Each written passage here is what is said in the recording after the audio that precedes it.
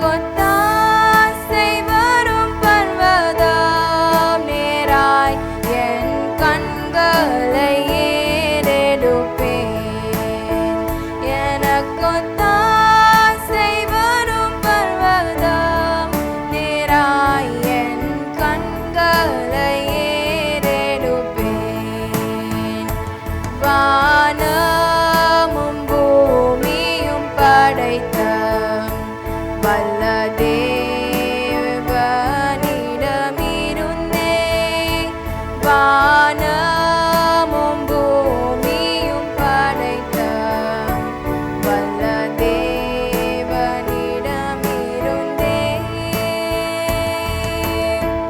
எண்ணுக்கடங்கா நன்மைகள் வருமே என் கண்கள் ஏறெடுப்பேன். எண்ணுக்கடங்கா நன்மைகள் வருமே என் கண்கள் ஏறெடுப்பேன்.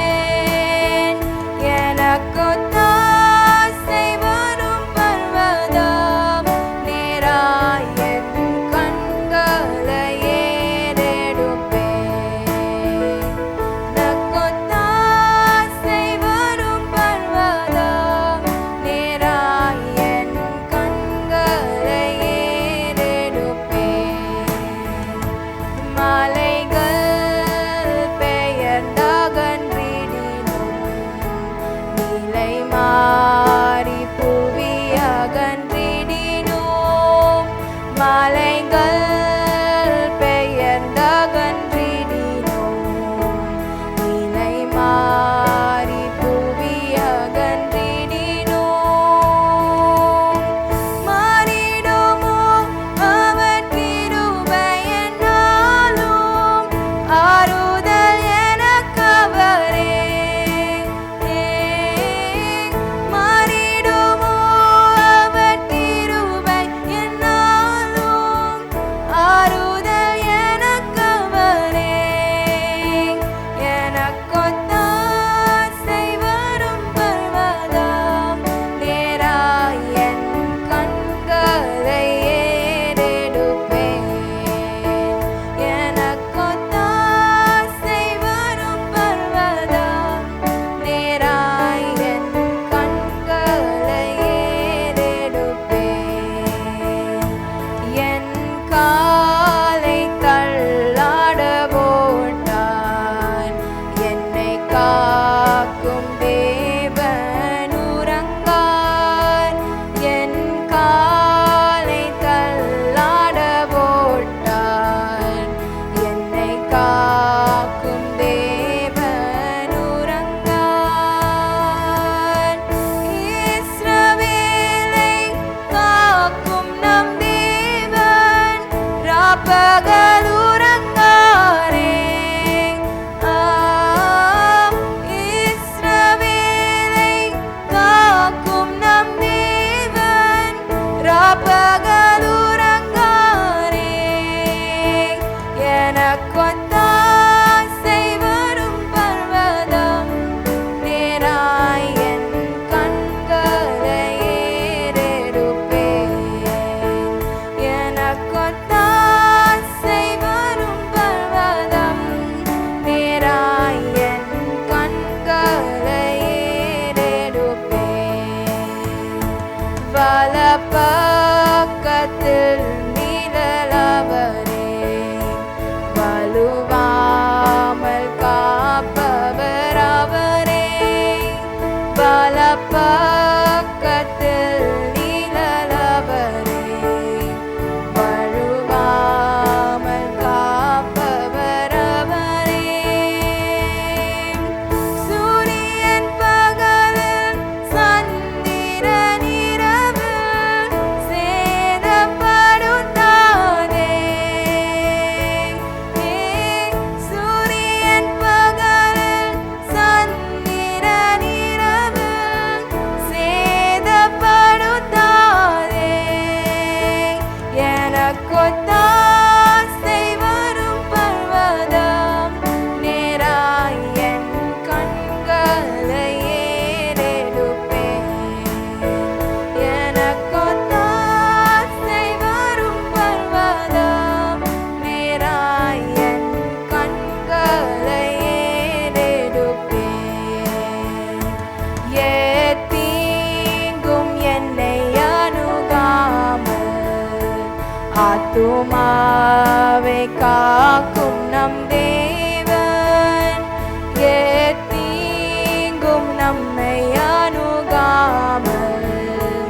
ஆத்துமாவை காக்கும் நம் தேவன் போக்கையும் வரத்தையும் பத்திரமாக காப்பாரே. இது முதலாய் போக்கையும் வரத்தையும் பத்திரமாக காப்பாரே. இது முதலாய் எனக்கொத்தாசை வரும் பர்வதம் நேராய் என் கண்களை ஏறெடுப்பேன். எனக்கொத்தாசை வரும் பர்வதம் நேராய் என் கண்களை ஏறெடுப்பேன். வலப்பக்கத்தில் நிழலவரே வலுவாமல் காப்பவர் அவரே. வலப்பக்கத்தில் நிழலவரே வலுவாமல் காப்பவர் அவரே.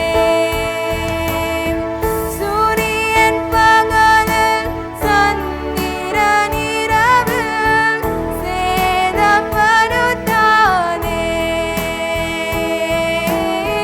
சூரியன் பகலில் சந்திரன் இரவில் சேதப்படுத்தாதே.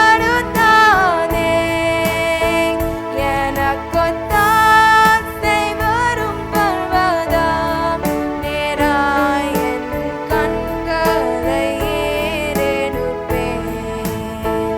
எனக்கொத்தாசை வரும் பர்வதம் நேராய் என் கண்களை ஏறெடுப்பேன்.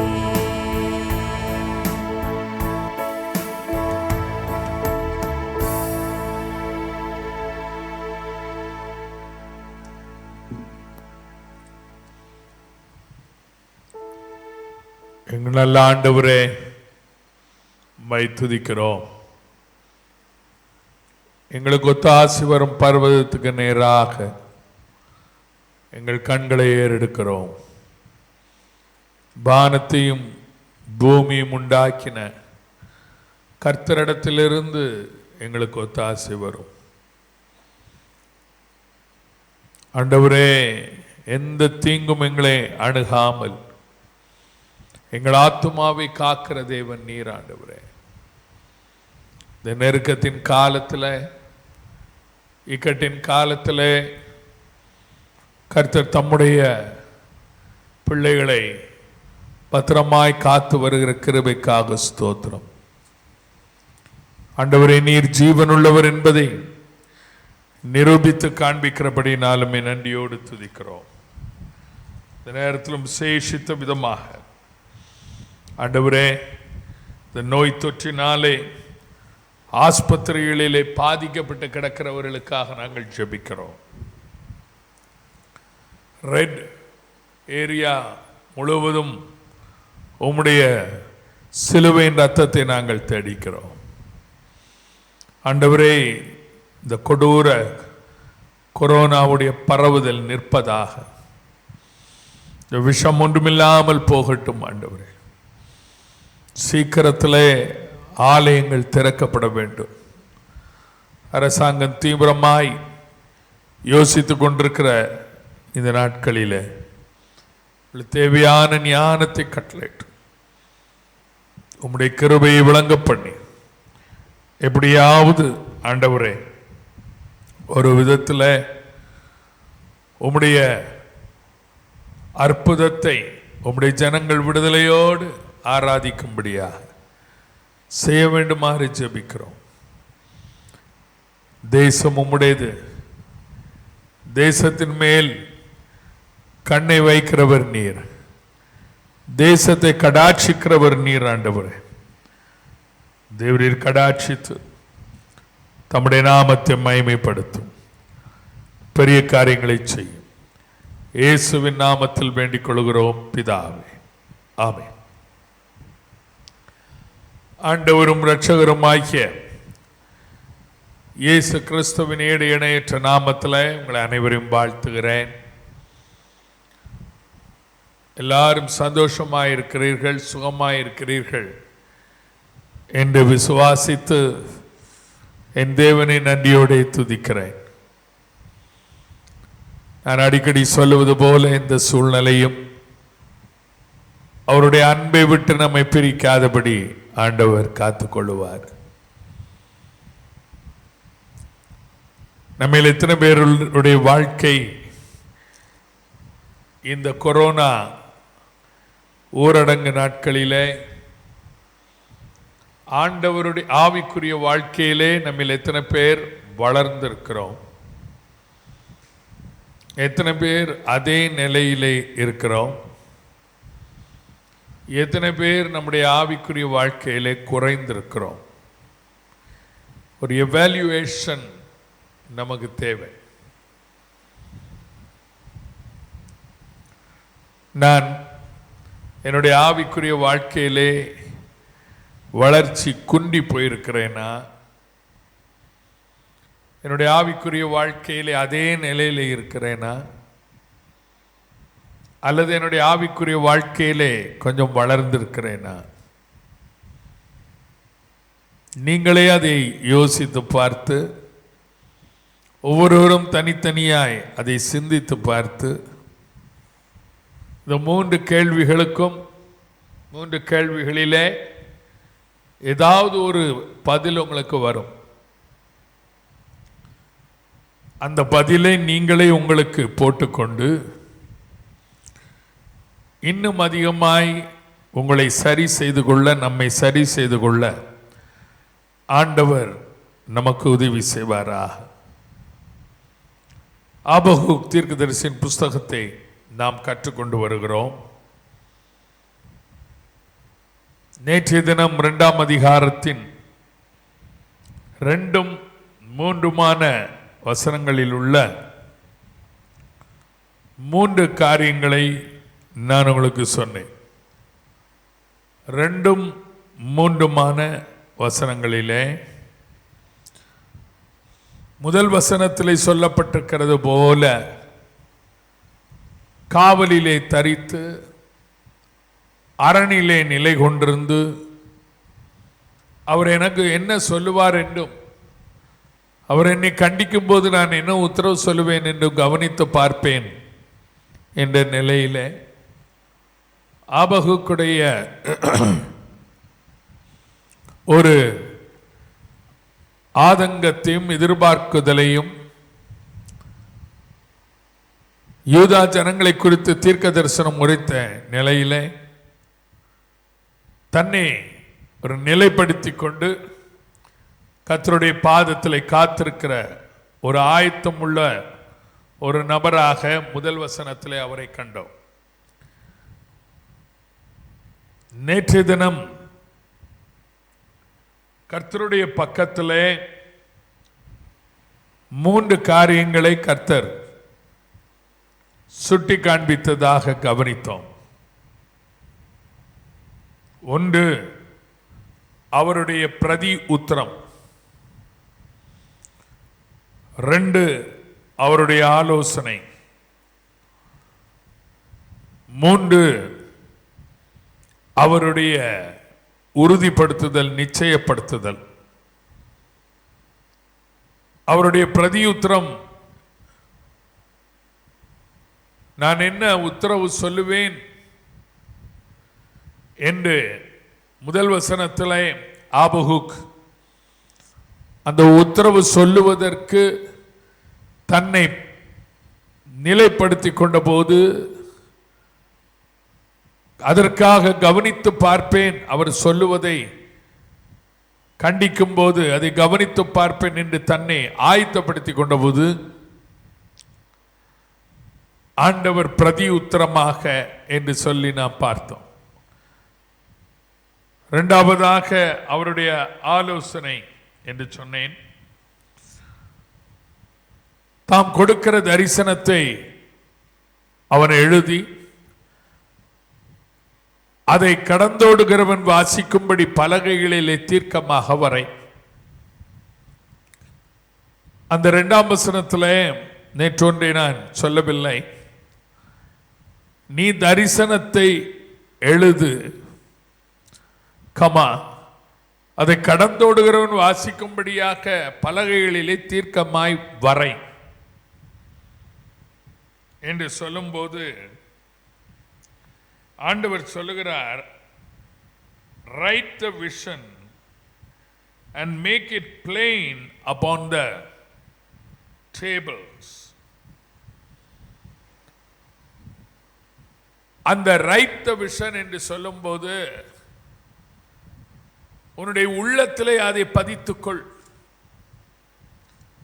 இரண்டாவது, அதை கடந்தோடுகிறவன் வாசிக்கும்படியாக தீர்க்கமாய் அதை வரை பலகைகளிலே. அதை சொல்லும்போது நம்முடைய இருதயமாகிய பலகை என்று நான் உங்களுக்கு சொன்னேன். மூன்றாவதாக அஷ்யூரன்ஸ், உறுதிப்படுத்துதல். அந்த மூன்றாவது வசனத்திலே சொல்லப்பட்டிருக்கிற அந்த தீர்க்க தரிசனமானது அவருடைய வருகை குறித்து சொல்லப்பட்டிருக்கிறது. அது தாமதிக்காது, தாமதித்தாலும் அதற்கு நாம் காத்திருக்க வேண்டும். அது நிச்சயமாய் வரும் என்று நான் சொன்னேன். அந்த நிச்சயத்தை நம்முடைய உள்ளத்தில் அவர் கொடுக்கிறதாக நான் சொன்னேன். இன்றைக்கு நான்காவதாக இன்னொரு காரியத்தை நான் உங்களுக்கு சொல்லும்படியாக விரும்புகிறேன். 4ஆம் வசனத்தை நாம் வாசிப்போம். இதோ அகங்காரியாய் இருக்கிறானே, அவனுடைய ஆத்துமா அவனுக்குள் செம்மையானது அல்ல, தன் விசுவாசத்தினாலே நீதிமான் பிழைப்பான்.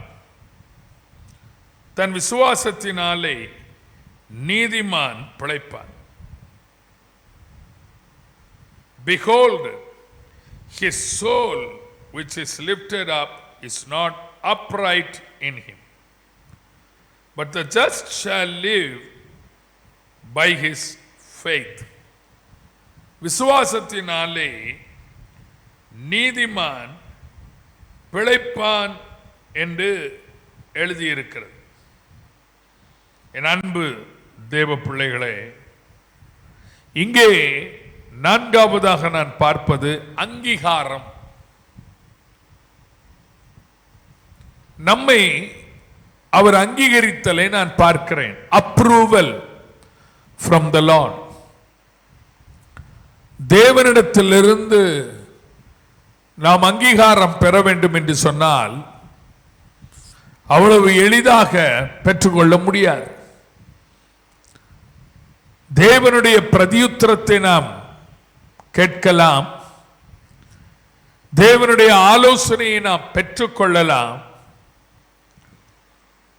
தேவனுடைய உறுதிப்படுத்தலையும் நாம் நம்முடைய இதயத்திலே பதியலாம்.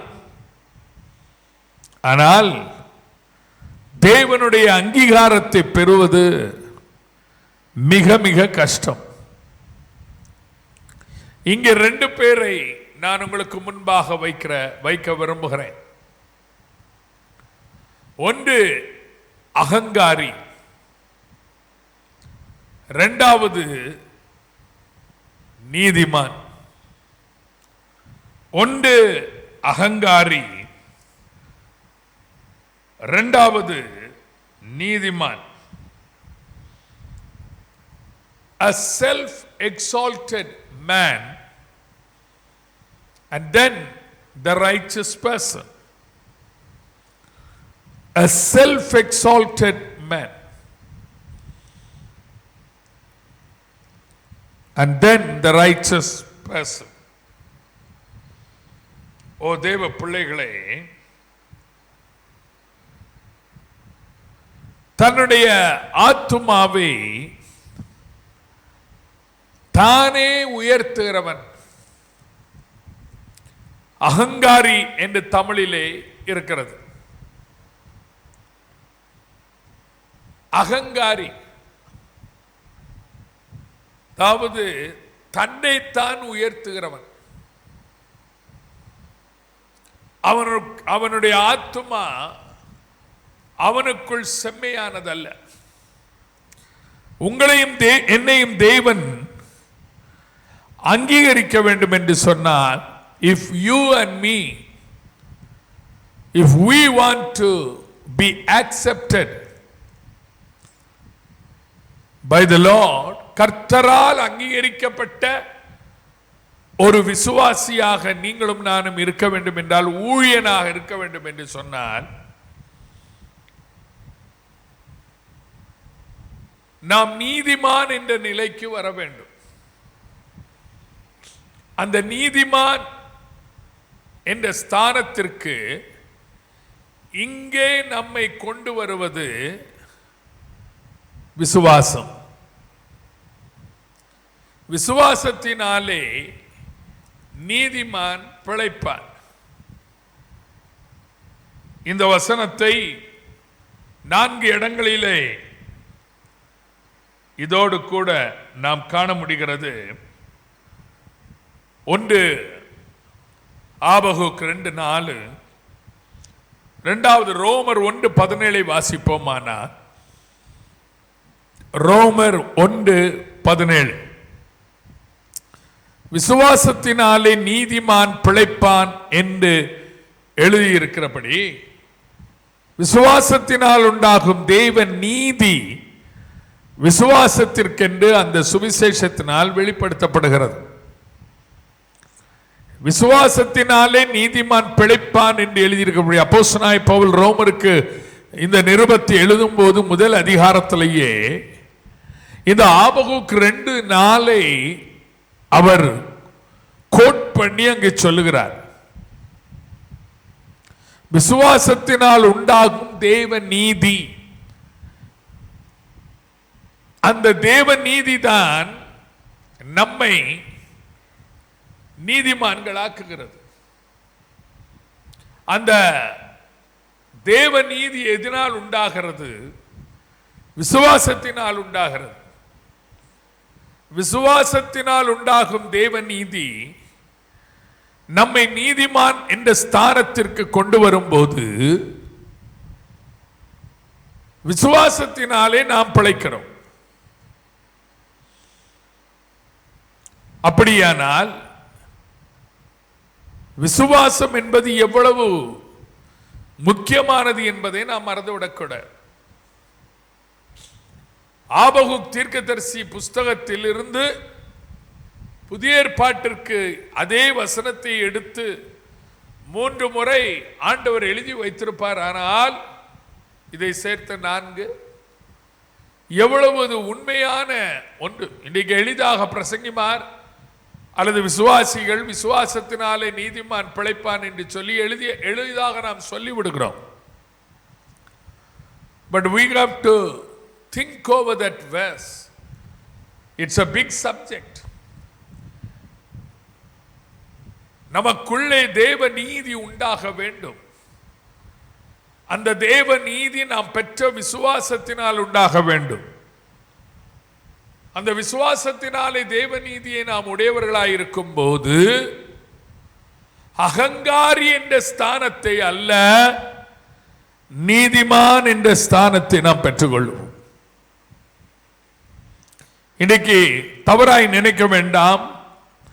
அநேக விசுவாசிகள் ஊழியக்காரர்கள் அகங்காரியாய் இருக்கிறார்கள்.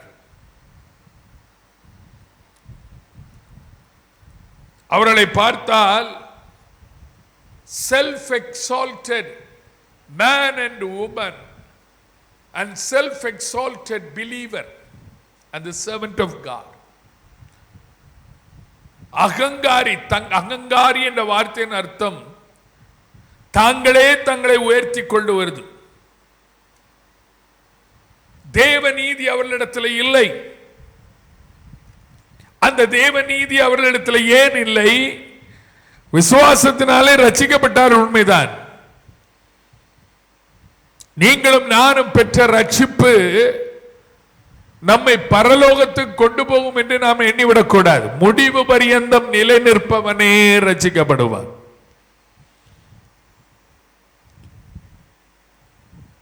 விசுவாசத்தினாலே நீதிமான் பிழைப்பான். இந்த பிழைப்பு என்று சொல்லும் போது அனுதின பிழைப்பை பற்றி இங்கே ஆண்டவர் சொல்லவில்லை. இந்த காய்கறி வாங்கிறது, அரிசி சாப்பாடு சாப்பிடுறது, அதனால பிழைக்கிறது, சம்பாதிச்சு பிழைக்கிறதுன்னு சொல்றாங்க பாரு, அந்த பிழைப்பு இல்ல. விசுவாசத்தினால பிழைப்பது. சிலர் இதை வியாக்கியானிக்கும் போது சொல்லுவார்கள், ஒண்ணு இல்ல இருந்தாலும் விசுவாசத்துல ஓடுது. சிலரை கேளுங்களேன், சில ஊழியர்களை பற்றி கேட்கும் போது நான் கேட்பேன், எப்படி இருக்கிறீங்க, நல்லா இருக்கீங்களான்னு கேட்டா விசுவாசத்தினால ஓடுது வண்டி. அப்படி சொல்றவனுக்கு விசுவாசமே இல்லைன்னு அர்த்தம். இல்லங்க, ரெண்டே ரெண்டு ஸ்தானங்கள். ஒன்று செல்ஃப் எக்ஸால்டட், அகங்காரி, மற்றொன்று நீதிமான். நீங்களும் நானும் அவருடைய வருகையில் அவரை சந்திக்க வேண்டும் என்று சொன்னால் அது தாமதிப்பதில்லை, அது நிச்சயமாய் வரும். அந்த நீதிமான் என்ற ஸ்தானத்திற்கு நீங்களும் நானும் வர வேண்டும் என்றால் தேவ நீதியை பெற்றுக்கொள்ள வேண்டும். The righteousness of God. அந்த தேவ நீதியை உடையவர்களாய் இருக்க வேண்டும் என்று சொன்னால் விசுவாசம் நமக்கு தேவை. விசுவாசித்தோம் ஒரு நாளிலே, கர்த்தராகிய இயேசு கிறிஸ்துவை விசுவாசி, அப்பொழுது நீயும் உன் வீட்டாரும் ரட்சிக்கப்படுவீர்கள். விசுவாசத்தினாலே கிருபையை கொண்டு ரட்சிக்கப்பட்டோம்.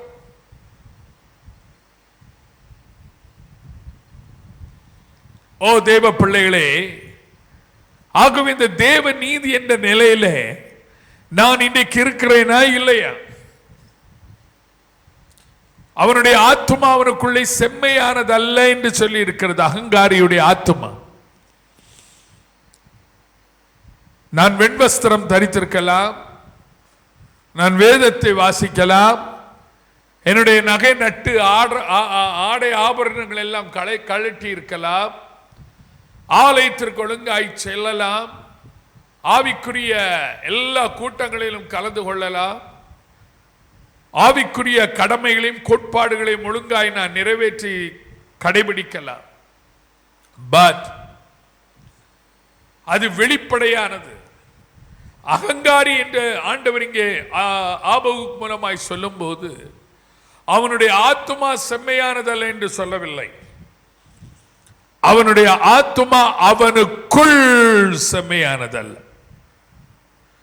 யாரும் அதை பார்க்க முடியாது, ஆண்டவர் ஒருவர் தான் அதை காண முடியும். ஆகவே அகங்காரி என்ற ஸ்தானத்தை விட்டு நீதிமான் என்ற ஸ்தானத்திற்கு தேவ நீதியே உடையவர்களாயிருப்போம். மட்டுமல்ல, இதே வசனத்தை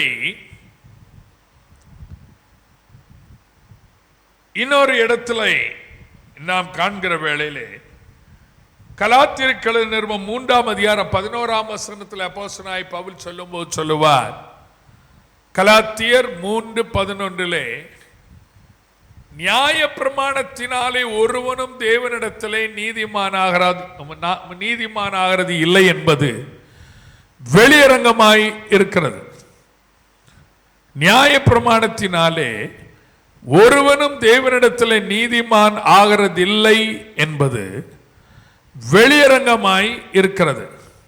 ஏனெனில் விசுவாசத்தினாலே நீதிமான் பிழைப்பான் என்று எழுதியிருக்கிறது. ஆபகுக் சாதாரண தீர்க்கதரிசி அல்ல. அப்போஸ்தலனாகிய பவுல் அவருடைய கோட்டை எடுத்து இங்கே கோட் பண்ணுவாரானால், அவருடைய தீர்க்க தரிசன வார்த்தையை எடுத்து இங்கே குறிப்பிடுவாரானால், எவ்வளவு அவருடைய வார்த்தையிலே ஒரு அழுத்தம், ஒரு ஆணித்தரமான கருத்து இருக்கிறது என்பதை மறந்துவிடக்கூடாது. கலாத்திய சபைக்கு, ரோம சபைக்கு மட்டுமல்ல, ரோமாபுரியில் உள்ள சபைக்கு மட்டுமல்ல, கலாத்திய சபைக்கும் அப்போஸ்தலன் அது நியாய பிரமாணத்தை பற்றி சொல்லும்போது சொல்லுகிறார், நியாய பிரமாணத்தினாலே ஒருவரும் தேவனிடத்திலே நீதிமானாகிறதில்லை என்பது வெளியரங்கமாய் இருக்கிறது. அதாவது வாழையடி வாழையாக நாம் கிறிஸ்தவ குடும்பத்தில் பிறந்திருக்கலாம். என்னுடைய தகப்பனோ என்னுடைய தகப்பனுடைய தகப்பனோ என்னுடைய மூதாதையரோ வாழையடி வாழையாக அவர்கள் சந்ததி சந்ததியாக கிறிஸ்தவ குடும்பத்திலே பிறந்திருக்கலாம். அந்த இயேசுவிடத்திலே ராஜாமத்திலே வந்தவன் சொன்னது போல, அந்த இயேசுவிடத்திலே வந்த அந்த ஐஸ்வர்யவான் சொன்னது போல, இந்த கற்பனை எல்லாம் சிறு வயது முதற்கொண்டு நான் கை கொள்ளுகிறேன். இன்னைக்கு அநேகர் விசுவாசிகள் ஊழியக்காரர்கள் சந்ததி தலைமுறை தலைமுறையாய் கிறிஸ்தவர்களாய் இருக்கிறார். அவர்களுக்கு அந்த 10 கற்பனைகள் எல்லாம் நல்லா தெரியும். நியாயப்பிரமாணம் என்றால் என்ன என்று தெரியும். பைபிளை கரைச்சு குடிச்சவங்க ஊழியர்களும். அந்த நிலையில இப்படியே தலைமுறை தலைமுறையாய் நாம் இந்த வேதத்தை அறிந்தபடியினாலோ அல்லது கிறிஸ்தவன் கிறிஸ்தவள் என்ற ஒரு குடும்ப உறவு, சந்ததியின் உறவு, தலைமுறையின் உறவு நமக்கு இருக்கிறதுனாலேயோ நீங்களானாலும் சரி நானானாலும் சரி நீதிமான் ஆகிறதில்லை.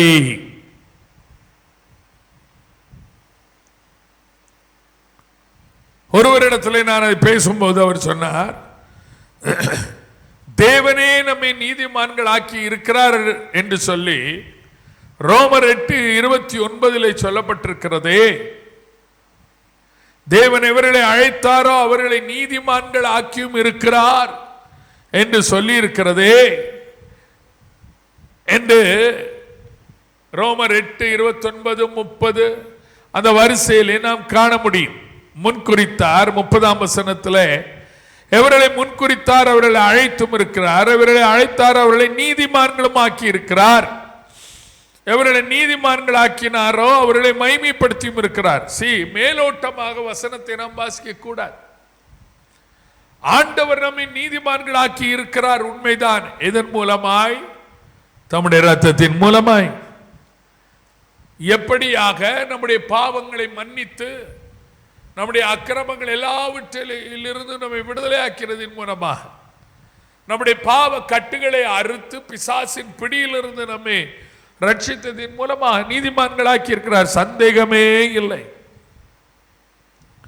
ஆனால் இந்த கலாத்தியர் 3:11 அப்போஸ்தலனாகிய பவுல் சொல்லும் போது, நியாய பிரமாணத்தினால் ஒருவனும் நீதிமானாகிறது இல்லை என்று சொல்லவில்லை, தேவனிடத்தில் நீதிமானாகிறதில்லை. ஆகவேதான் நான் சொன்னேன், தி அக்செப்டன்ஸ் ஆஃப் தி லார்ட், தேவனுடைய அங்கீகாரம் தேவ நீதியின் மூலமாய் மட்டுமல்ல, நம்முடைய தேவ நீதியினாலே விசுவாசத்தினாலே தேவ நீதியை பெற்று நீதிமான்களாக்கப்படுகிறோம். முதலாவது ரோமரில் சொல்லப்பட்டிருக்கிறபடி, இப்பொழுது இங்கே சொல்லப்பட்டிருக்க நியாய பிரமாணத்தினாலே ஒருவனும் நீதிமான் ஆறது இல்லை என்று சொல்லும் போது, அதற்கு முந்தின வசனத்தை நாம் வாசிப்போமானால் 10ஆம் வசனத்தை, கலாத்தியர் 3:10 நியாய பிரமாணத்தின் கிரியைக்காரராகிய யாவரும் சாபத்திற்குட்பட்டிருக்கிறார்கள். நியாய பிரமாண புஸ்தகத்தில் எழுதப்பட்டவைகள் எல்லாம் செய்யத்தக்கதாக அவைகளில் நிலைத்திராதவன் எவனோ அவன் சபிக்கப்பட்டவன் என்று எழுதியிருக்கிறது. நியாய பிரமாணத்தின் கிரியைக்காரர், உங்க பேரை பாருங்க எப்படி இருக்குது. இந்த அகங்காரி யார்? இந்த 2:4 அந்த அகங்காரி என்று சொல்லி இருக்கிறதே ஆபகுக்கிலே, இந்த அகங்காரி யார்? இந்த அகங்காரி வேறு யாரும் அல்ல. கலாத்தியர் 3:10 சொல்லப்பட்டிருக்கிறது போல, கலாத்தியர் 3:10 நியாயப்பிரமாணத்தின் கிரியைக்காரன். கிரியையிலே எல்லாவற்றிலும் அந்த ஆர்டர், அந்த ஒழுங்குகளை கடைபிடிக்கிறவன் நல்லதுதான். ஆலயத்துக்கு போகிறேன், காணிக்கை போடுகிறேன், வெள்ளை உடுத்துகிறேன், பைபிளை வாசிக்கிறேன், ஜபம் பண்ணுகிறேன். உண்மைதான், வெளியரங்கமான கிரியைகள். இவர்கள் யாவரும் சாபத்திற்குட்பட்டிருக்கிறார்கள். நியாயப்பிரமாண புஸ்தகத்தில் எழுதப்பட்டவை எல்லாம் செய்யத்தக்கதாக அவைகளில் நிலைத்திராதவன் எவன் அவன் சபிக்கப்பட்டவன் என்று எழுதியிருக்கிறது. அப்படியானால் இந்த நியாயப்பிரமாணம் அன்றைக்கு மோசேயினால் கொடுக்கப்பட்டது. இன்றைக்கு நியாயப்பிரமாண புஸ்தகம் என்று சொல்லும் போது அது கர்த்தருடைய வேதம், கர்த்தருடைய வார்த்தை. இந்த கர்த்தருடைய வேதத்திலே உள்ளவைகள் எப்படி நியாயப்பிரமாண புஸ்தகத்திலே எழுதப்பட்டவைகள் எல்லாம் செய்யத்தக்கதாக வேதத்திலே சொல்லப்பட்ட அல்லது எழுதப்பட்டவைகள் எல்லாவற்றையும் செய்யத்தக்கதாக அவைகளில் நிலைத்திராதவன் அவன் சபிக்கப்பட்டவன். ஆண்டவருடைய வசனத்துல நம்ம நிலைத்திருக்கிறோமா? இப்படி சொல்லிவிட்டுதான் 11ஆம் வசனத்தில் அப்போஸ்தலன் சொல்லுகிறார், 3:11 கலாத்தியர்ல இந்த ஆபகுக்கு வார்த்தைகளை இவர் அங்கு நினைப்பூட்டுகிறார். நியாய பிரமாணத்தினாலே, அதான் கிரியைக்காரர்னு போட்டாச்ச, நியாய பிரமாணத்தின் கிரியைக்காரன் ஒருவனும் தேவனிடத்தில் நீதிமான் ஆகிறது இல்லை என்பது இதனாலே வெளியரங்கமாயிருக்கிறது. அப்படியானால் விசுவாசத்தினாலே நீதிமான் பிழைப்பான் என்று எழுதியிருக்கிறதே. இன்னைக்கு நான் யோசித்து பார்த்தேன், ரட்சிக்கப்படும் போது என்னுடைய விசுவாசம் எப்படி இருந்தது? ரட்சிக்கப்பட்ட பின்பு ஆவியிலே வளருகிற விசுவாசம் எப்படி இருந்தது? நான் சிந்தித்து பார்த்தேன். கவனிங்கள், இங்கே பாருங்கள், என்னை பாருங்கள். நான் ரட்சிக்கப்படும் போது என்னுடைய விசுவாசம் இந்த அளவு இருந்தது. ரட்சிக்கப்பட்ட பிறகு நீதிமான் ஆக்கப்பட்ட நிலையிலே நான் பிழைக்க வேண்டும் என்று சொன்னால் என்னுடைய விசுவாசம் இதே அளவில் இருந்தால் நான் பிழைக்க முடியாது. தேவனால் நான் பிழைக்காவிட்டால் தேவனால் அங்கீகரிக்கப்பட முடியாது. பட் என்னுடைய விசுவாசம் இந்த அளவிற்கு உயர்ந்திருக்குமா? இன்னைக்கு உயர்ந்திருக்கிறதா? அது வளருகிற ஒரு நிலையிலே இருக்கிறதா? இன்னைக்கு கர்த்தர் உங்களோடும் என்னோடும் பேசுவாராக. தெளிவாக விளங்கிக் கொள்ளுங்கள். ஆபகுக்கிலே சொல்லப்பட்ட அந்த விசுவாசத்தின் அளவு வேறே. என்று நாம் எடுத்துவிடக் கூடாது. ரட்சிக்கப்படும் போது நாம் கொண்டிருந்த விசுவாசம் வேறே என்று நாம் எடுத்துக்கொள்ளலாம். ஆனால் இந்த விசுவாசம் ரட்சிக்கப்படுவதற்கு மட்டுமல்ல, இந்த விசுவாசமானது நீங்களும் நானும் பிழைத்து நீதிமான் என்ற நீதிமானாக பிழைக்கும்படியாக நமக்கு கொடுக்கப்பட்ட ஒன்று. புதிய ஏற்பாட்டில் இன்னொரு முறை கூட அந்த வசனம் சொல்லப்பட்டிருக்கிறது. எபிரேயர் 10:38 தொடர்ந்து ஆண்டவர் அந்த வசனத்தின் மூலமாய் நம்மோடு பேசிக் கொண்டிருக்கிறார். ஞாயிற்றுக்கிழமை நான் அதை பேசினேன், நேற்று பேசினேன், இன்றைக்கும் பேசுகிறேன். விசுவாசத்தினாலே நீதிமான் பிழைப்பான், பின்வாங்கி போவானால் அவன் மேல் என் ஆத்துமா பிரியமாயிராது என்கிறார். இன்னைக்கு ஆபகுக் 2:4 எங்களோடு பேசிக் கொண்டிருக்கிறேன். தேவனுடைய பிரதியுத்தரம், தேவனுடைய ஆலோசனை, தேவனுடைய உறுதிப்படுத்துதல். இன்றைக்கு 4வது தேவனுடைய அங்கீகாரம்.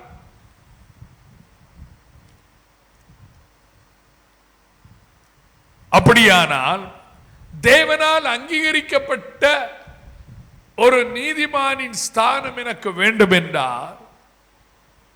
இந்த எபிரேயர் 10:38 திரும்ப அப்போஸ்தலனாகிய பவுல் புதிய ஏற்பாட்டிலே 3 தடவை அவர் திரும்ப திரும்ப சொல்லுகிறார். யார் சொன்னதை சொன்னார்? ஆபகுக் சொன்னதை சொன்னார். விசுவாசத்தினாலே நீதிமான் பிழைப்பான், பின்வாங்கி போவானால் அவன் மேல் என் ஆத்துமா பிரியமாய் இராது. அவன் மேல் என் ஆத்துமா பிரியமாயிராது.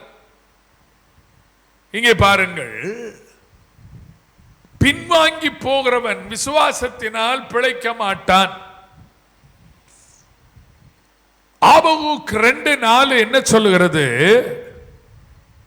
ஆபகுக் 2:4 அகங்காரியாயிருக்கிறானே அவனுடைய ஆத்துமா அவனுக்குள் செம்மையானதல்ல. எபிரேயர் 10:38 என்ன சொல்லுகிறது? இங்கே இன்னொருவருடைய ஆத்துமா அங்கே சொல்லப்பட்டிருக்கிறது. We have to study the word of God and then apply. வேத வசனத்தை கற்றுக்கொண்டு அதை நீங்களும் நானும் அப்ளை பண்ண வேண்டும். நான் எத்தனையோ முறை இந்த வசனங்களை வாசித்திருக்கிறேன். இன்றைக்கு நான் அதை வாசிக்கும் போது எனக்கு அது புதிதாய் இந்த கருத்துக்களை கொடுத்தது. ஆபகுக் 2:4 அகங்காரியினுடைய ஆத்துமா. ஆனால் இங்கே எபிரேயர் 10:38 நன்றாய் கவனியுங்கள், தேவனுடைய ஆத்துமா.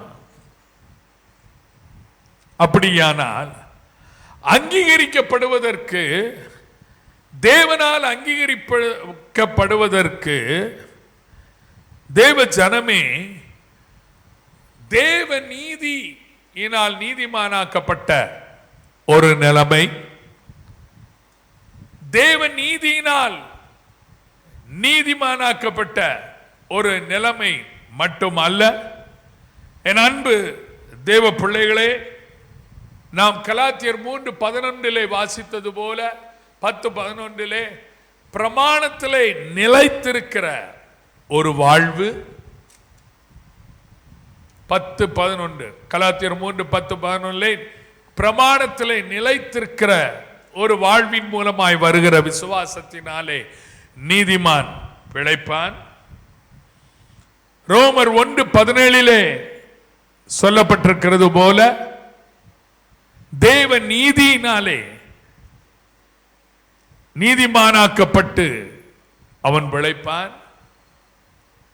மூன்றாவதாக பின்வாங்கி போகாதபடி தன்னுடைய விசுவாசத்திலே உறுதியாயிருக்கிறதின் மூலமாய் அவன் பிழைப்பான். இந்த 3 அல்லது இந்த 4 அகங்காரிக்கு கிடையாது. அகங்காரினுடைய ஆத்துமா ஆபகுக் 2:4, தேவனுடைய ஆத்துமா எபிரேயர் 10:38, இந்த ரோமர் 1:17, கலாத்தியர் 3:10-11 நம்முடைய ஆத்துமா, நீதிமானுடைய ஆத்துமா. Can you understand? புரிஞ்சுக்கொள்ள முடியுதா? ஆகவே இந்த 4 ஒன்றாய் இணைக்கும் போது, இந்த 3 ஒன்றாய் இணைக்கும் போது 3 4 ஆக்கலாம். அகங்காரியினுடைய ஆத்துமா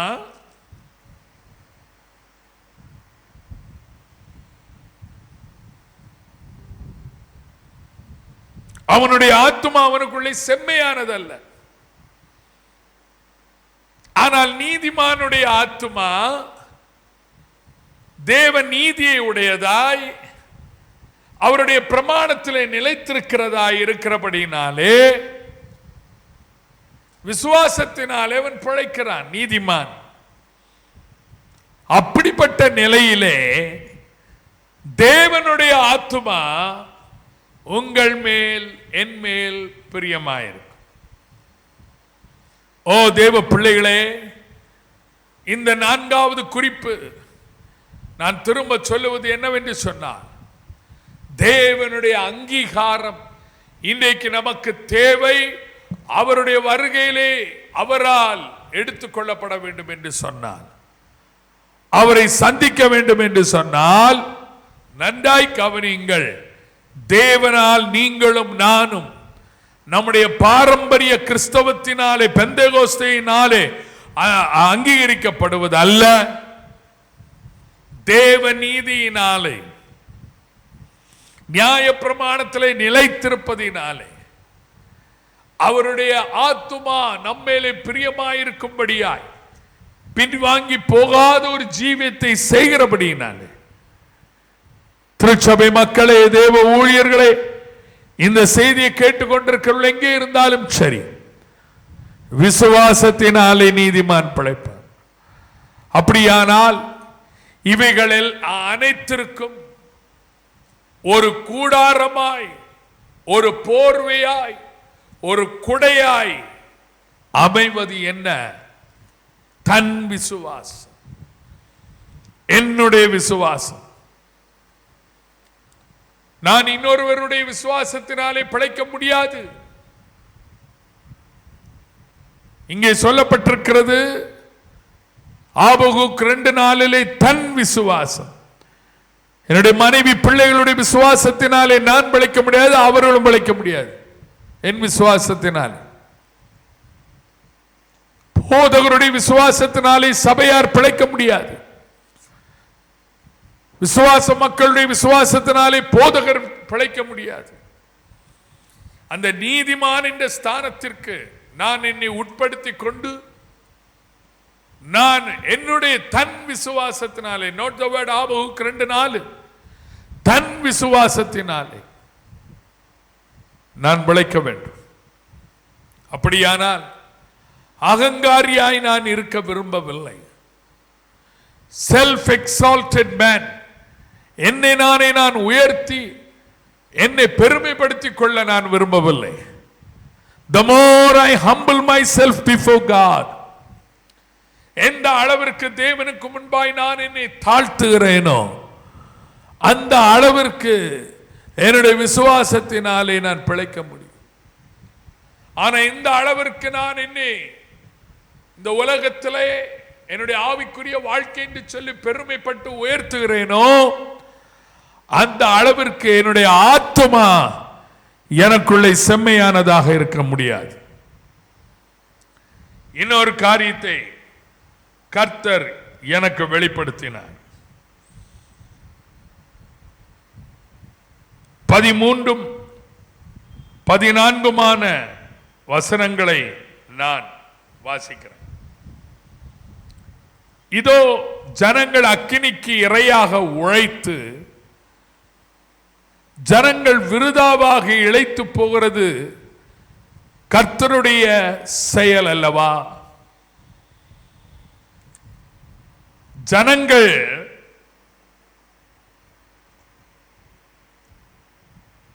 அக்கினிக்கு இரையாக உழைத்து ஜனங்கள் விருதாவாக இழைத்து போகிறது கர்த்தருடைய செயல் அல்லவோ? 14 வசனம் சொல்லுகிறது, சமுத்திரம் ஜலத்தினால் நிறைந்திருக்கிறது போல பூமி கர்த்தருடைய மகிமையை அறிகிற அறிவினாலே நிறைந்திருக்கும். சமுத்திரம் ஜலத்தினால் நிறைந்திருக்கிறது போல பூமி கர்த்தருடைய மகிமையை அறிகிற அறிவினால் நிறைந்திருக்கும். எனக்கு அன்பான தேவனுடைய பிள்ளைகளே, 2 குறிப்புகளை இங்கே நான் பார்க்கிறேன். 13 வசனம் சொல்லுகிறது, the action of the lord, கர்த்தருடைய செயல். 14 வசனம் சொல்லுகிறது, சமுத்திரம் ஜலத்தினால் நிறைந்திருக்கிறது போல பூமி கர்த்தருடைய மகிமை அறிகிற அறிவினால் நிறைந்திருக்கும். தி ஆன்டிசிபேஷன் ஆஃப் த லார்ட், தேவனுடைய எதிர்பார்ப்பு. முதலாவது அவருடைய பிரதியுத்தரம், ஆன்சர். இரண்டாவது அவருடைய அட்வைஸ், ஆலோசனை 2ஆம் வசனத்திலே நேற்றதோடு இணைக்கிறேன். மூன்றாவது அவருடைய உறுதிப்படுத்துதல், நிச்சயம். நாலாவது இப்பொழுது நாம் கவனித்தது போல அங்கீகாரம். ஐந்தாவது கர்த்தருடைய செயல். கர்த்தருடைய செயல். இதோ ஜனங்கள் அக்கினிக்கு இரையாக உழைத்து ஜனங்கள் விருதாவாக இழைத்து போகிறது கர்த்தருடைய செயல் அல்லவோ. ஆங்கிலத்திலே இந்த வசனம் இவ்விடமாய் சொல்லுகிறது, Behold, is it not of the Lord of hosts that the people shall labor in the very fire, and the people shall weary themselves for very vanity. For very vanity. இந்த வசனம் முதலாவது எனக்கு சரியாய் புரியவில்லை. ஆனால் நான் அதை சற்று தீர்க்கமாய் ஆழமாய் வாசிக்கிற நிலையிலே இதிலே கர்த்தருடைய செயல் அல்லவா என்று வேதத்திலே எழுதப்பட்டிருக்கிறதை பார்க்கும்போது இங்கே ஒரு கேள்வியோடு கூட அந்த வசனம் எழுதியிருக்கிறது. கர்த்தருடைய செயல் அல்லவா? இதை நீங்கள் புரிந்து கொள்ள வேண்டும் என்று சொன்னால், என் அன்பு தேவ பிள்ளைகளே, நேரடியா எப்படியா வாசித்தால் அது புரிய முடியாது. இதோ ஜனங்கள் அக்கினிக்கு இரையாக உழைத்து ஜனங்கள் விருதாவாக இழைத்து போகிறது கர்த்தருடைய செயல் அல்லவோ. What is this? நம்ம அக்கினிக்கு இரையாக உழைக்கிறோமா? விருதாவாக இழைத்து போகிறது கர்த்தருடைய செயலா? அப்ப நம்ம விருதாவா இழைத்து போகிற நிலைமை கர்த்தருடைய செயலா என்று சொல்லி நாம் நம்மை சிந்திக்கக்கூடிய ஒரு சூழ்நிலை ஏற்படுகிறது. என் அன்பு தேவ பிள்ளைகளே, இதிலே நான் ஒன்றை உணர்கிறேன், இதிலே நான் ஒன்றை அறிகிறேன். இதனுடைய மேற்பகுதியை விட்டு விடுவோம். அதனுடைய கீழ்ப்பகுதி கர்த்தருடைய செயல் அல்லவோ என்று இருக்கிறது. கர்த்தருடைய செயல் அல்லவோ? தேவன் எல்லாவற்றையும் செயல்படுத்துகிற தேவனாக இருக்கிறார். இந்த செயல் என்ற வார்த்தையிலே விருதாவாக இழைத்து போகிறது கர்த்தருடைய செயல் அல்லவோ? ஜனங்கள் விருதாவாக இழைத்து போகிறது அவருடைய செயல் அல்லவோ? அப்படியானால் அதை நாம் அப்படி எடுக்கக்கூடாது. கொஞ்சம் கவனிங்க, நான் முடிச்சேன். விருதாவாக இன்னைக்கு இழைத்து போல இந்த கொரோனாவுக்கு வர்ற நம்முடைய வாழ்க்கையில இந்த மாதிரி ஒரு இழைப்பு, ஒரு களைப்பு, ஒரு சலிப்பு இது மட்டும் வந்திருக்கவே வந்திருக்காது. ஆனா இன்னைக்கு இந்த சூழ்நிலையை தேவன் அனுமதித்திருக்கிறார். தேவனால் அனுமதிக்கப்பட்ட ஒரு சூழ்நிலை என்பதை நாம் மறந்துவிடக்கூடாது. இது விருதாவாக இழைத்து போகிறது கர்த்தருடைய செயல் அல்லவோ என்று சொல்லுவது ஆங்கிலத்தில் வேனிட்டின்னு இருக்கு. ஆண்டவர் நம்மளை மாயைக்குள்ளாக்குகிற ஒரு சூழ்நிலை அனுமதிக்க மாட்டார்.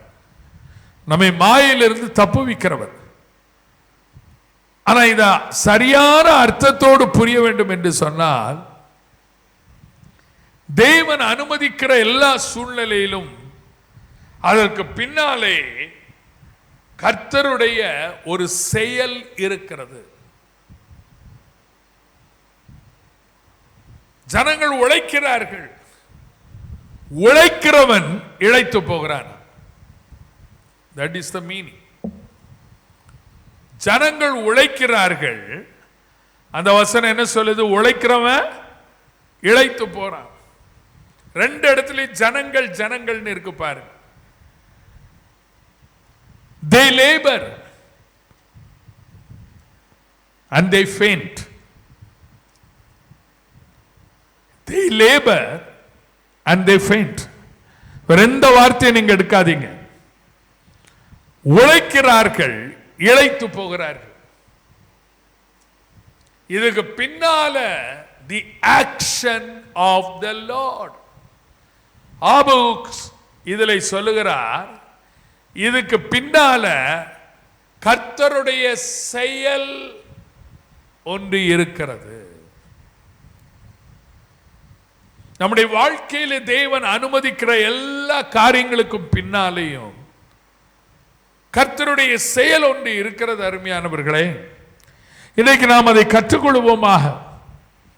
50, 60, 70 நாட்களாக 50 நாட்களுக்கு மேலாக இந்த சூழ்நிலையில நாம் அகப்பட்டிருக்கிறோமே. Something on God's side is going to happen. How many of you believe that? உங்களில் எத்தனை பேர் விசுவாசிக்கிறீர்கள்? ஏதோ ஒன்று தேவனுடைய பக்கத்திலே பட்சத்திலே நடைபெற போகிறது. ஒருவேளை நடைபெற்று கொண்டுதான் இருக்கிறது.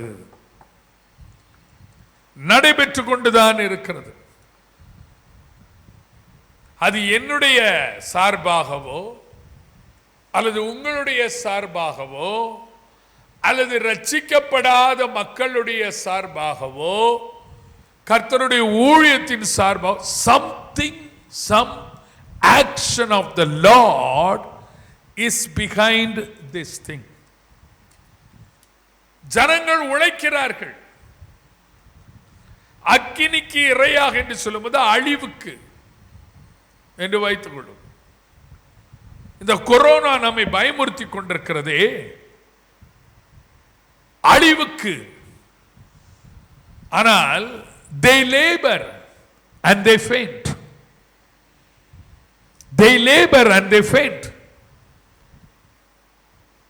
கர்த்தருடைய பிள்ளைகளை கர்த்தர் நம்மோடு பேசுகிறார். இதுக்கு பின்னால ஒரு கர்த்தருடைய செயல் இருக்கு. இப்ப நீங்க கேட்கலாம், என்ன செயல் பாஸ்டர்? எனக்கு அது சொல்ல முடியாது.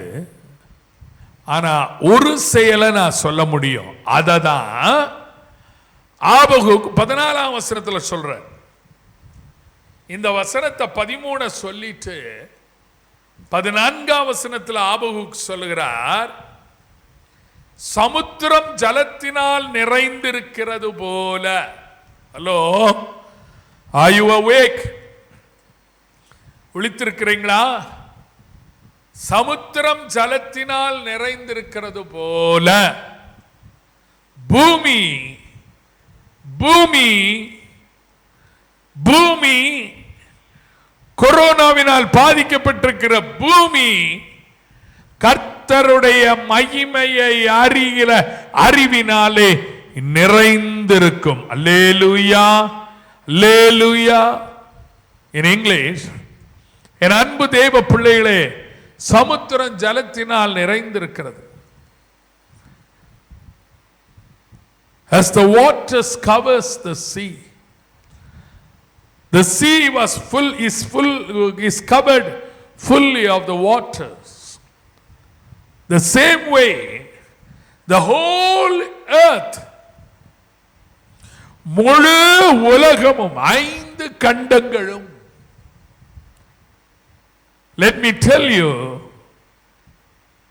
after this corona period shall be filled with the knowledge of the glory of the Lord. கரங்களை உயர்த்தி கர்த்தரை மகிமைப்படுத்துவோம்.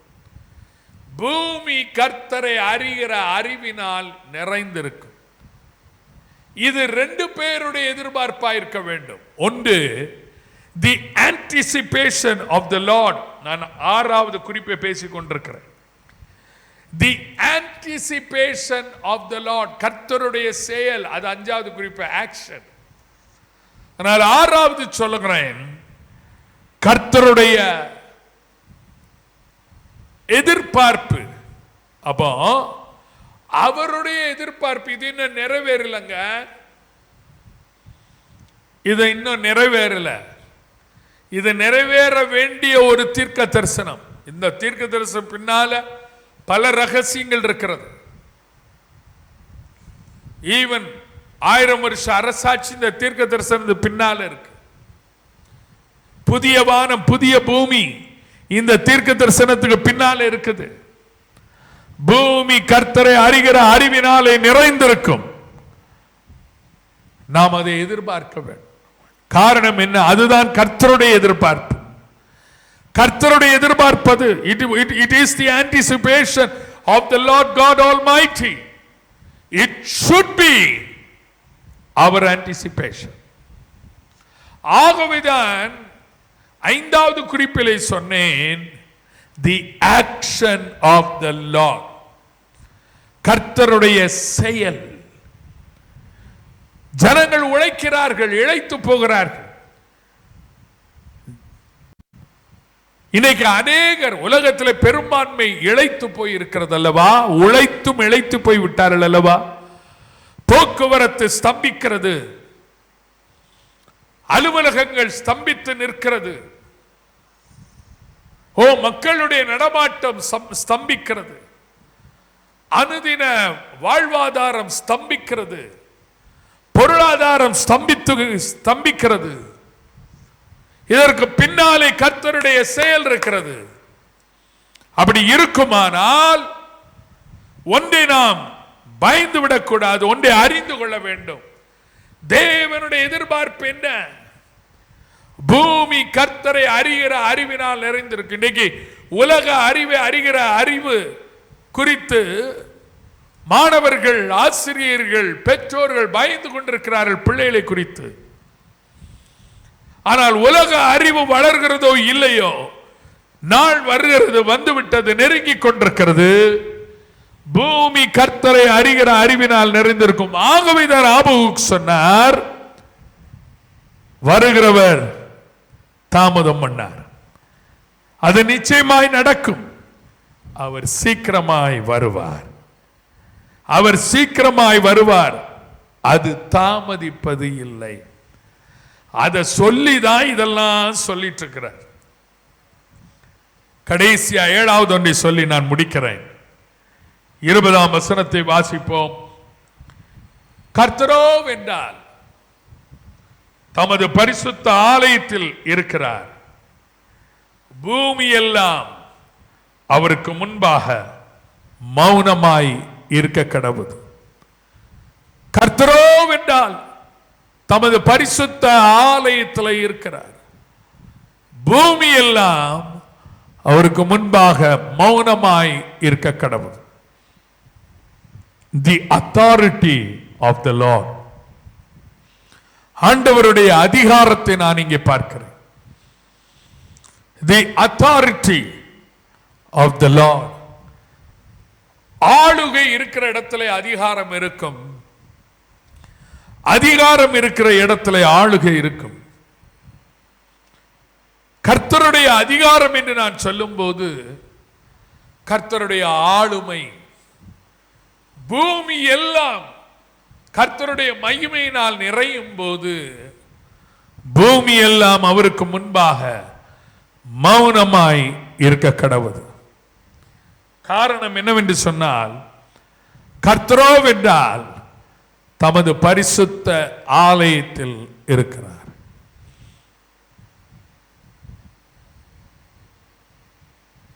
Shall we read it in English?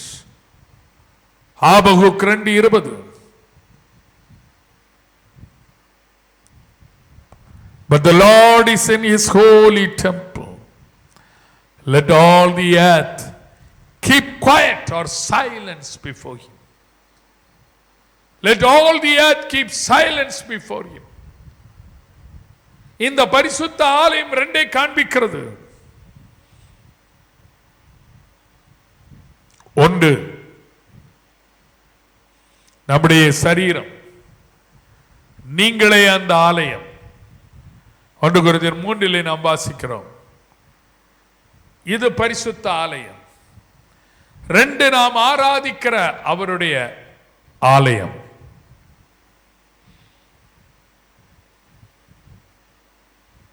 ரெண்டு, நாம் அவரை ஆராதிக்கிற ஆலயம். மூன்றாவது, நான் அதை குறிப்பாக சொல்லாவிட்டாலும் சீக்கிரமாய் கட்டப்பட இருக்கிற எருசலேமில் உள்ள தேவாலயம். அது அவருடைய வருகை அடையாளமாக இருக்கிறது. அதை நான் இந்த சப்ஜெக்டோடு இணைக்க விரும்பவில்லை. இன் ஷார்ட், சுருக்கமாய் நான் சொல்லுவேன். ஆனால் இந்த 2ஆம் அதிகாரத்திலே ஆபகுக் சொல்லுகிற காரியம் எல்லாம் அவருடைய வருகையை ஆதாரப்படுத்தி அதை நினைப்பூட்டும்படியாய் வரப்போகிற காரியத்தையும் இப்பொழுது இருக்கிற காரியத்தையும் நினைவுபடுத்தும்படியாய் ஆண்டவர் ஆபகுக்குக்கு வெளிப்படுத்தினார். சாதாரண ஒரு தீர்க்கதரிசி, ஒரு பாடகன், ஒரு ஜபவீரன் இறுதி நாட்களிலே நடைபெறப் போகிற காரியங்களை பழத்தில் ஊசி இறக்கிறது மாதிரி இதுல இறக்கிட்டார். என் அன்பு தேவ பிள்ளைகளே, அவருடைய வருகைக்கு நாம் ஆயத்தப்படுவோமா? அதைதான் 3ஆம் வசனத்திலே அவர் சொன்னார். குறித்த காலத்திற்கு தரிசனம் இன்னும் வைக்கப்பட்டிருக்கிறது, முடிவிலே அது விளங்கும், அது பொய் சொல்லாது. அது தாமதித்தாலும் அதற்கு காத்திரு, அது நிச்சயமாய் வரும், அது தாமதிப்பதில்லை. எபிரேயர் 10:29, வருகிறவர் இன்னும் கொஞ்ச காலத்திலே வருவார், அவர் தாமதம் பண்ணார். அவர் தாமதம் பண்ணார். ஒருவன் பின்வாங்கி போவானானால் என் ஆத்துமா அவன் மேல் பிரியமாய் இராது. தன் விசுவாசத்தினாலே நீதிமான் பிழைப்பான். தொடர்ந்து ஆண்டவர் நம்மோடு கூட இடைபடுவாராக. ஒரு எச்சரிப்பின் செய்தியை கேட்டிருக்கிறோம். 2ஆம் அதிகாரத்தில் இன்னொரு முறை கூட நன்றாய் வாசியும். நாளைக்கு ஒரு சின்ன ஹோம்வொர்க். 2ஆம் அதிகாரத்தில் 5 தடவை ஐயோ ஐயோ ஐயோ ஐயோ ஐயோன்னு வரும். ஐயோ ஐயோ ஐயோ ஐயோ ஐயோன்னு 5 தடவை வரும் இந்த 2ஆவது அதிகாரத்தில். எனக்கு அன்பான தேவனுடைய பிள்ளைகளே, அந்த வசனத்தை எழுதி வைத்துக் கொள்ளுங்கள். இந்த ஐயோன்னு வருகிற 5 ஐயோக்கள் 2ஆம் அதிகாரத்தில் இருக்குது. மட்டுமல்ல, அகங்காரியான மனுஷனுடைய குணாதிசயத்தை 4ஆம் வசனத்திலிருந்து 15ஆம் வசனம் மட்டும் நீங்க காண முடியும். The facts, 12 facts about the self-exalted man. அகங்காரியா இருக்கிற மனுஷன், அவனை குறித்த 12 காரியங்கள் பிரிச்சு எழுதலாம். 4ஆம் வசனத்திலிருந்து 15ஆம் வசனம் மட்டும் இருக்குது. அதை கவனிச்சு அதை எழுதி கொள்ளுங்க. 6ஆம் வசனத்திலிருந்து 19ஆம் வசனம் மட்டும் 5 தடவை ஐயோ ஐயோ ஐயோ ஐயோ ஐயோன்னு இருக்கும். ஐயோன்னு இருக்கும். அந்த 5 ஐயோவை எழுதி வைங்க. 7, 14, 6, 12, 5. பிதாவே, உம்மை துதிக்கிறோம். இந்த வேத பாடத்திற்காக உம்மை நன்றியோடு துதிக்கிறேன். ஒரு சிறிய தீர்க்க தரிசன புஸ்தகம் எத்தனை உண்மைகளை நமக்கு விளக்குகிறது என்பதை நாங்கள் அறிந்து உம்மை துதிக்கிறோம். ஆபகுக் ஆண்டவரே, ஒரு சிறிய புத்தகமாய் இருந்தால் கர்த்தர் தம்முடைய வருகை குறித்தும் உம்முடைய 1000 வருஷ அரசாட்சியை குறித்தும் தீர்க்கமாக தம்முடைய ஊழியக்காரன் மூலமாய் எங்களை எச்சரித்திருக்கிறீர்கள். உம்மை பிரியப்படுத்தக்கூடிய யூத ஜனங்களாக நாங்கள் வாழ்ந்து இறுதி காலத்திலே நமக்கு விரோதமாய் கிரியை செய்கிற கல்தைய ஆவி ஆண்டவரே அதற்கு உட்படுத்தாதபடி அகங்காரியான ஒரு வாழ்க்கையிலே எங்கள் ஆத்துமா செம்மையாய் இல்லாத ஒரு நிலைக்கு நாம் வராதபடி எங்கள் ஆத்துமா நீதிமானுடைய ஆத்துமாவாய் இருந்து பின்வாங்கி போகாத நிலையிலே உம்முடைய ஆத்துமா எங்கள் மேல் பிரியமாயிருக்க எங்களை தாழ்த்தி ஒப்பு கொடுக்கிறோம். சபையை ஆசீர்வதியும். கிருபை தொடர்ந்து எங்களோடு இருந்த இந்த வசனங்களை ஆராய கிருபை தந்தருளுவீரா. இயேசுவின் நாமத்தில் வேண்டிக் கொள்கிறோம் பிதாவே, ஆமென். என் ஆத்துமாவே கர்த்தரை ஸ்தோத்ரி, என் முழு உள்ளமருடைய பரிசுத்த நாமத்தை ஸ்தோத்ரி. என் ஆத்துமாவே கர்த்தரை ஸ்தோத்ரி, அவர் செய்த சகல பாரங்களை மறவாதே. ஆமென், ஆமென். கர்த்தர் உங்களை ஆசீர்வதிப்பாராக. பத்திரமாயிருங்கள். அலுவலகத்து போகிறவர்கள் உங்களை காத்து கொள்ளுங்கள். உங்களை பத்திரமாக ஆரோக்கியத்தோடு வைத்துக் கொள்ளுங்கள். தேவையில்லாதபடி மற்றவர்கள் வெளியே செல்ல வேண்டாம். கர்த்தர் உங்களோடு இருப்பாராக. ஆமேன், ஆமேன். God bless you.